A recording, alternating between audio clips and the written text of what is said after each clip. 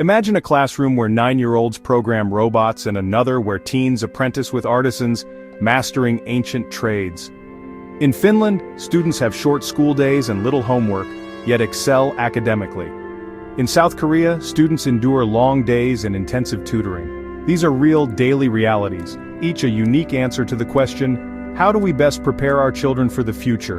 In Japan, children clean their own classrooms to learn responsibility. In the Netherlands, student happiness is prioritized, believing happy kids learn best. Estonia treats coding as fundamental as reading, starting in first grade. There's no single formula for a successful education system. Each reflects its nation's culture and vision. Finland's relaxed approach challenges the idea that more hours and homework equal better results. The world's schools are living laboratories, showing us that learning well is more complex than test scores. Our goal isn't to copy one system, but to gather wisdom from many, building a richer picture of what's possible in education.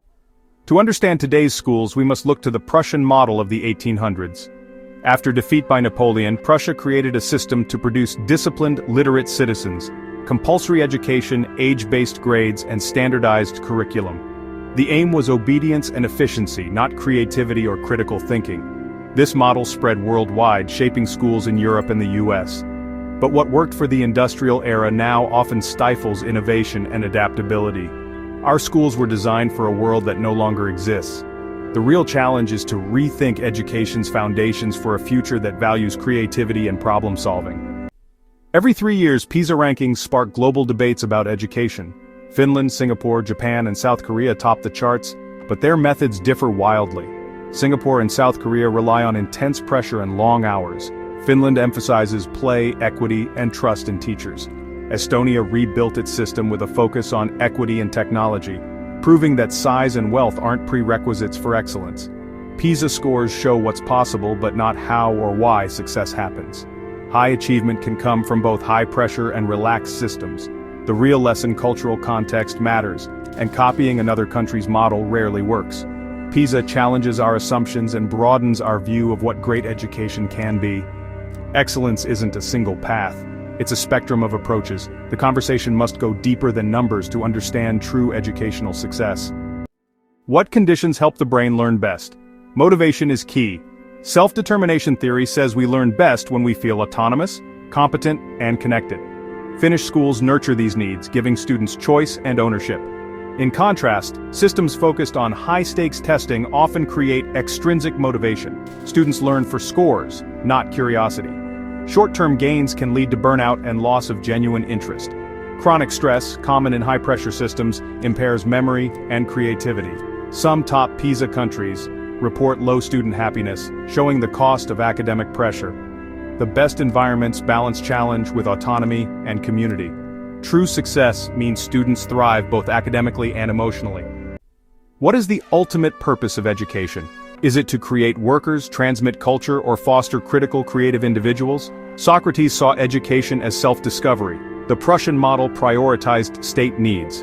Tagore critiqued factory-style schooling, advocating for holistic creative learning. A system's philosophy shapes its priorities: test scores or well-being, conformity or creativity. Before judging school systems, we must ask, what do we believe education is for? We rarely ask students, how are you doing? In high-achieving countries like Japan and South Korea, students report high stress and low belonging. Meanwhile, children in the Netherlands and Scandinavia report the highest life satisfaction. Academic success can come at the cost of happiness.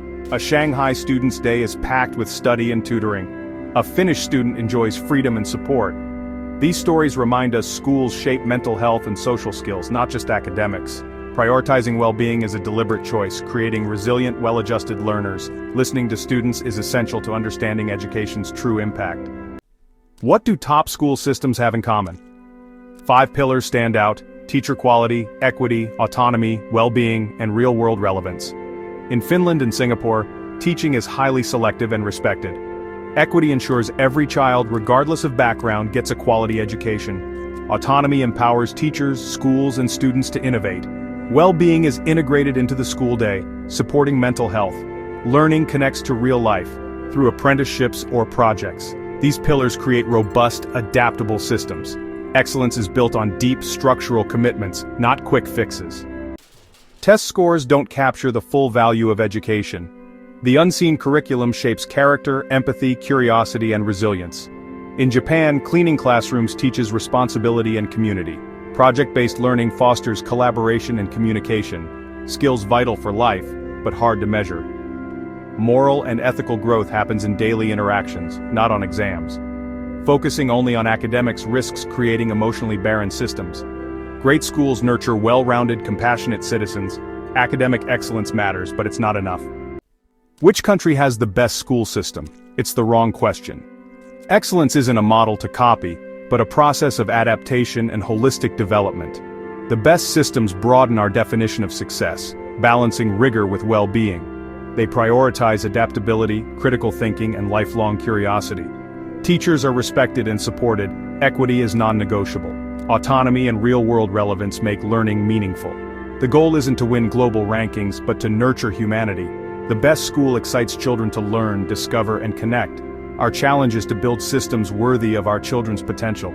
Let's cultivate not just smart students, but wise, compassionate, and resilient human beings.